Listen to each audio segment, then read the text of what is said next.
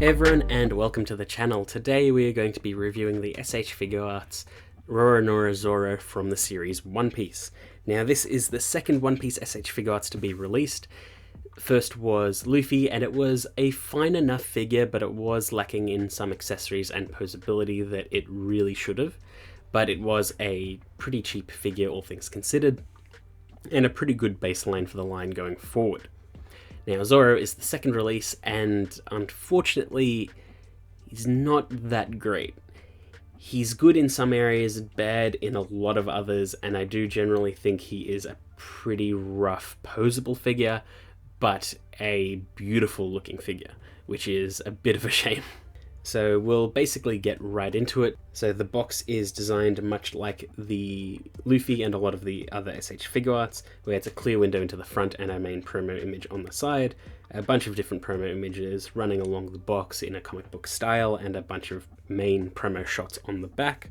Every One Piece S.H.Figuarts sort of going forward seems to be including a alternate face for the Luffy figure.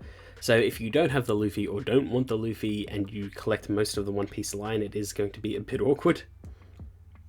But fortunately, I think it's okay, especially because I do have the Luffy and want to collect sort of as many as I can, or at least a main Straw Hats lineup, because I don't really want the massive Kaido that they're doing, and I don't want the Netflix One Piece ones, because they look a bit funky. But it is what it is. Now, taken out of the box, you can see the accessories Zoro comes with. So he comes with 4 alternate faces, 1 alternate head, and an alternate face for Luffy. Comes with 6 hands, an alternate arm piece, his 3 swords unsheathed, as well as his 3 sword sheaths, and hilts that you can remove from the sheaths to make it look like he's drawn the sword. Now, I like it when they do things like that, because I don't like pulling a sword in and out of a sheath for a posable figure, because it is very easy to scratch off the paint, or something to happen that the sword gets stuck in there, or you snap it off, or you don't draw it correctly. The sheath itself is bent in a way. It's so many things can go wrong with it, and it's not really worth it.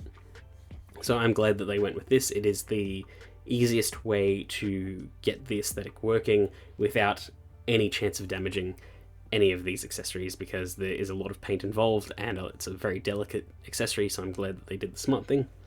Taken out of the box, and with some minor assembly because you need to put the sheaths in his sash, here is Zoro, and aesthetically he looks pretty much perfect. He looks incredible. The sculpt work, the paint work, everything is very, very good. Much like a lot of the other modern S.H.Figuarts, not a whole lot of paint, but what is here is quite good. There's those small little buckle-ish details on his coat. All of his sword sheaths are painted, as well as the hilts of his swords. The faces are expertly done as well, but I believe everything else is bare plastic. And it looks quite good. The change in texture is fine. I think it all looks quite good. Zora's design is quite simple, but I think it works very, very well. The scar on his chest is well done, and you can see the little green sash at his sort of waist peeking out a bit. It's nice little character consistency and references to what he used to wear. It would be nice if they did an S.H.Figuarts Zoro without his coat on, just because he does go shirtless pretty often, and I do think that design looks quite good as well, because the variable action heroes did that, and that looked like a good figure. So we know that Zoro looks pretty much perfect aesthetically.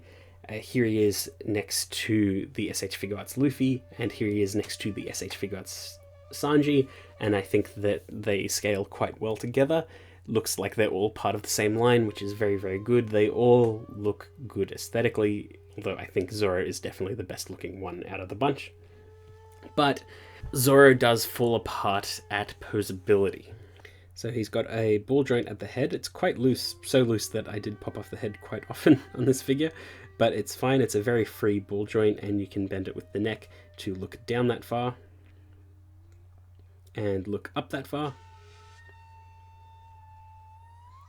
His arms, without any sort of extra work being put in, can only move out about this far.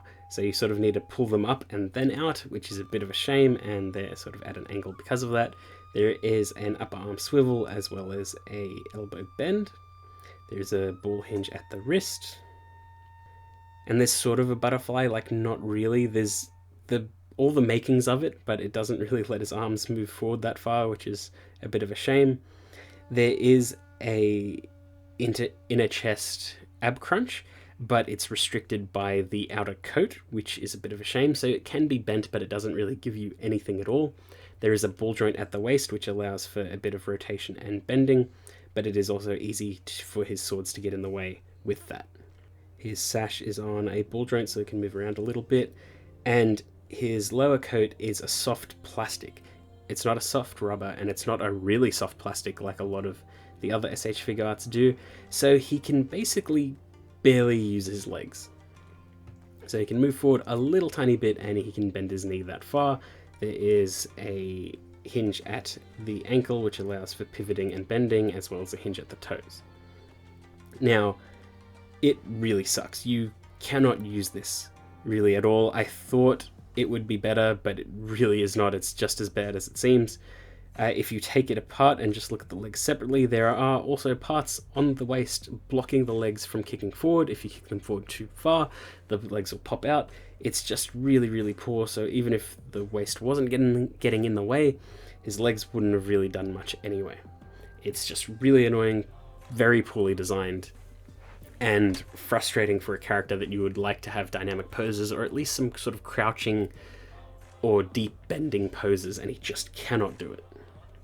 So definitely a massive disappointment with this figure. But again, back to aesthetics. He comes with multiple faces, his standard stern looking forward face, which looks beautiful, a slightly sinister smirk, which looks really, really good, an angry yelling face, and you can even see his veins popping on his forehead, a shocked face, which looks really good with the sweat just dripping down his eye, or above his eye, the Luffy shocked face, which matches it and looks really, really good. He's got an alternate head with the bandana on, so he can hold a sword in his mouth. This is the only bandana head, so he can't really have an expression with the bandana, which is a bit of a shame, but I think it's okay. I think it's the Wado Ichimoji, has an indent in it, so it can just slot into his mouth, and looks quite good. It holds really, really well, and that's pretty much it. He does have an alternate sleeve for when he's got the bandana on or off, but as a warning, if you remove this part and reattach the new part, or swap it out, in and out for different pieces, it will weaken the joint in general, and the arm may become very, very loose and just pop off very easily. I believe you can fix it or plug it in deeper, but it was just very awkward for me. Once it popped off, it was just hard to use. It's very similar to the S.H.Figuarts Boy from the Future Trunks that came out earlier in the year, where it does pose just fine, but you will notice it popping off pretty frequently. But if it does pop off, you can just pop it back on in the pose that you want, and then it's fine. But it is something to keep in consideration. But with all of that, you can get him into some okay poses. Most of them are very static looking. They aren't really dynamic in any way. But because the aesthetic of the figure is so good, I think he just barely can pull it off. So a lot of single sword poses are quite good, a lot of static poses are good, a lot of taunting poses are very good. And using the alternate hilts and everything like that, it is nice to break up the aesthetic and keep a very consistent aesthetic going with this figure.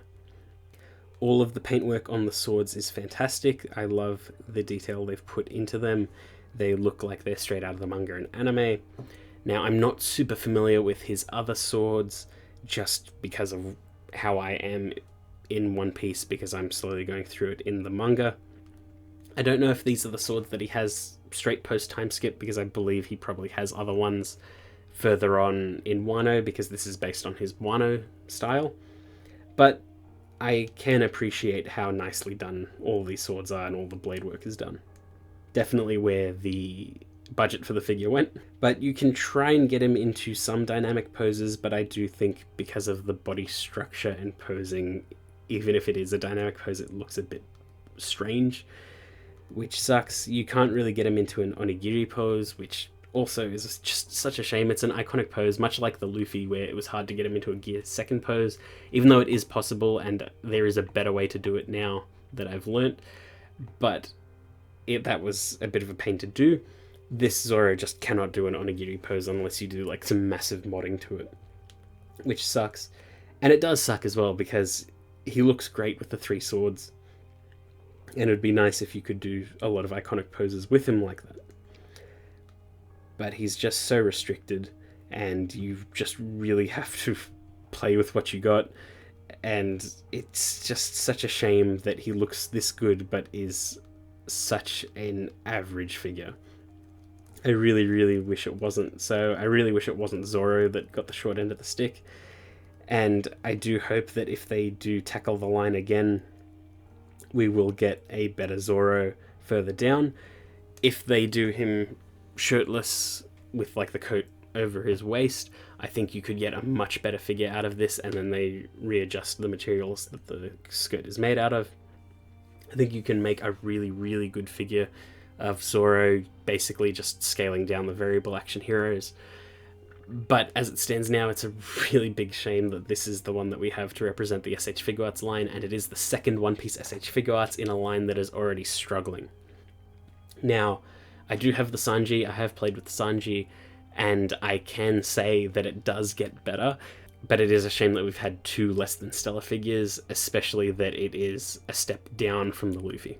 And the Zoro is much more expensive than the Luffy, and it is a worse figure, which is such a shame. But it does still look very cool, which is very annoying. Like, if it was just bad all round, that'd be very different, but it's a figure that's at odds with itself. And I will keep with the S.H.Figuarts One Piece line. Hopefully we do get all the Straw Hats, and hopefully they can revisit other lines and fix them up a bit. But it is what it is, and I'm willing to accept it at face value. But that's pretty much it. I look forward to the Sanji review, where I promise things will get better. But for now, that's all. I hope you enjoyed that video, and I will see you all next time.